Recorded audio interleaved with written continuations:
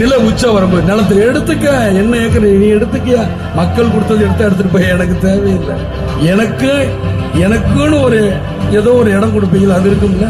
என் மனைவிக்குன்னு ஒரு இடம் இருக்குன்னு உங்க சட்டத்துல இடம் இருக்கும்ல. என் பிள்ளைக்குன்னு இத்தனை இருக்கணும் இருக்குல்ல, அது கிடைச்சா எனக்கு போதும். எவ்வளவு பேர் இருக்க, இந்த 4 பேர் வந்து ஒரு நேரம் சோறு போட மாட்டீங்க.